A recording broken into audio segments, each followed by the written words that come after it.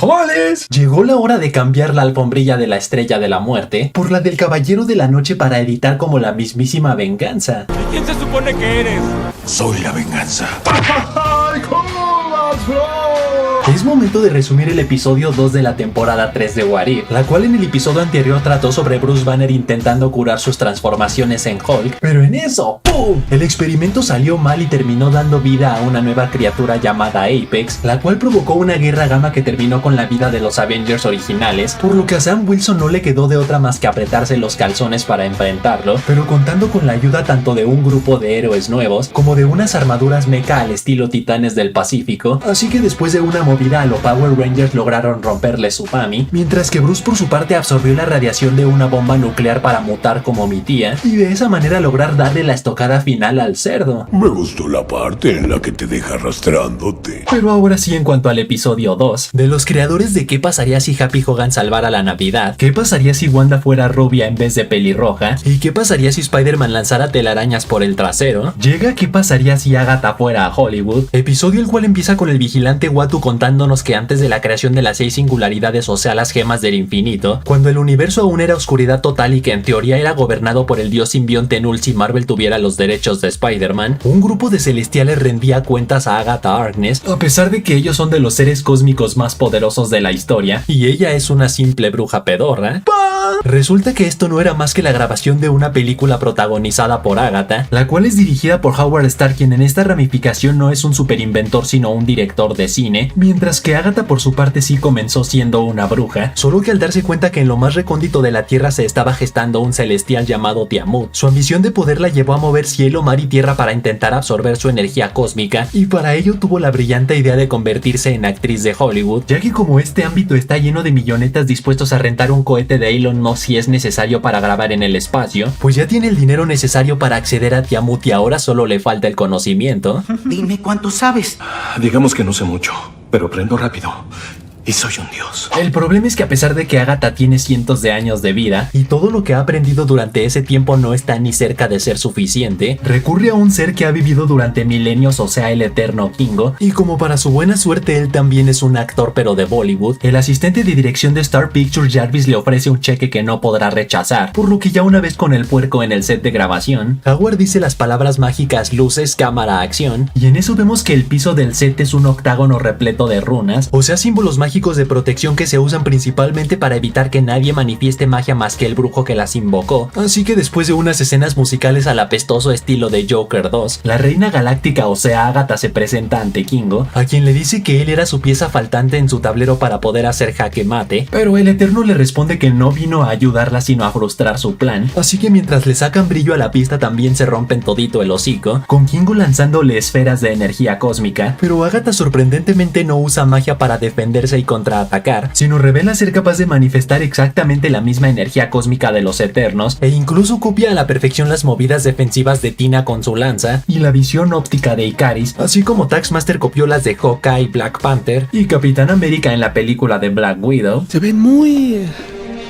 similares. Movidas con las cuales logra poner al pibe de rodillas así como yo a mi prima, y luego le confiesa que no tiene de qué preocuparse, ya que no asesinó a sus amigos eternos para robarles sus poderes, sino solamente los tiene secuestrados en un depósito donde están sanos y salvos, así que le ofrece un trato interesante, el cual consiste en liberar a sus amigos a cambio de que él la ayude a detener el nacimiento de Tiamut, pero la desgraciada no le revela que sus verdaderas intenciones son absorber su energía para convertirse en un ser cósmico ultrapoderoso, sino lo maneja como que su única intención es salvar al mundo, a lo cual el asno le responde que está pero bien animal si cree que la va a ayudar, ya que el celestial Arishem lo nombró supremo eterno y por lo tanto tiene que proteger a Tiamut con su vida.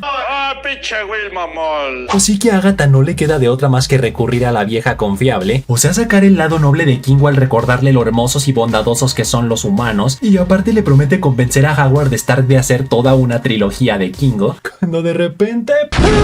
al ambos darse la mano para cerrar el trato, inmediatamente entran en trance ya que Arishem tiene algo que decirles, lo cual es que se ha enterado de la traición de Kingo y por lo tanto él morirá al igual que los humanos de la Tierra, así que Kingo rápidamente le dice a Agatha que la única forma de detener a Arishem es a través del poder de otro celestial, por lo que deben actuar rápido, por lo que el plan A es manipular a Howard Stark para grabar el tercer acto de la película en este instante. El problema es que como el set de grabación terminó destruido deben recurrir al plan B, el cual es rentar un lugar lugar cerrado que se adapte perfecto para colocar runas mágicas, lugar el cual resulta ser el observatorio Griffin visto en la serie de Agente Carter y sede de unas cuantas misiones importantes de GTA V. Así que mientras Arishem se dirige a toda velocidad hacia la Tierra, Kimbo invoca la nave Eterna Domo, o sea la rebanada de pizza voladora, para detenerlo el tiempo suficiente, mientras que Agatha por su parte recita un hechizo para absorber la energía vital de Kingo, pero no hasta el punto de dejarlo hecho chicharrón como lo ha hecho con otras brujas durante siglos, sino al igual que hizo con Billy Maximoff en Tierra 616 solo hasta obtener la energía suficiente, por lo que ya una vez con todo ese poder fluyendo en sus venas, ahora sí es capaz de conectarse con el núcleo de la Tierra para llegar hasta Tiamut, desgraciado al cual también le roba su energía vital convirtiéndose así en toda una ser cósmica, cuando de repente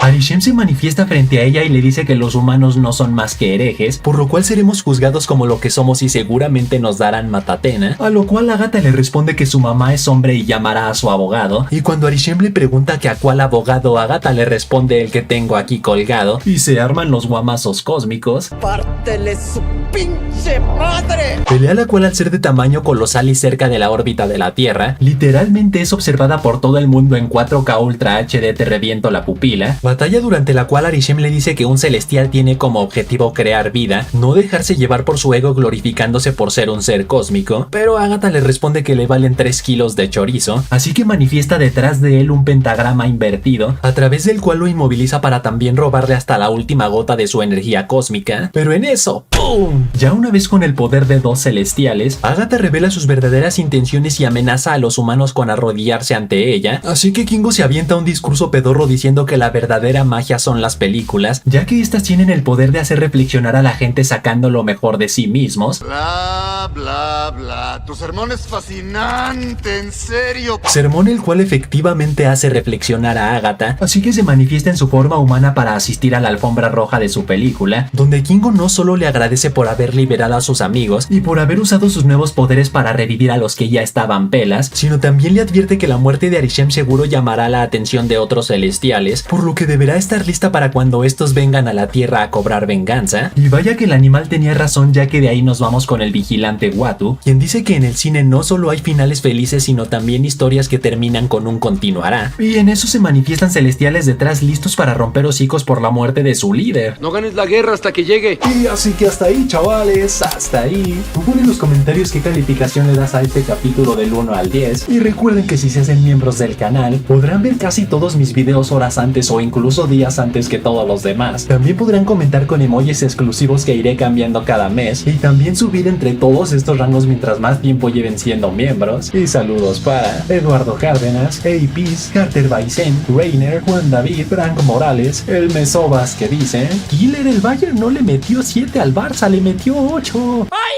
¡Cállate! Y Cuate que dice: ¿por qué me excita tanto Killer? Me excitan los rudos. Así que ya saben, manténganse fuertes, sueñen en grande, rapa duro, y nos vemos la próxima.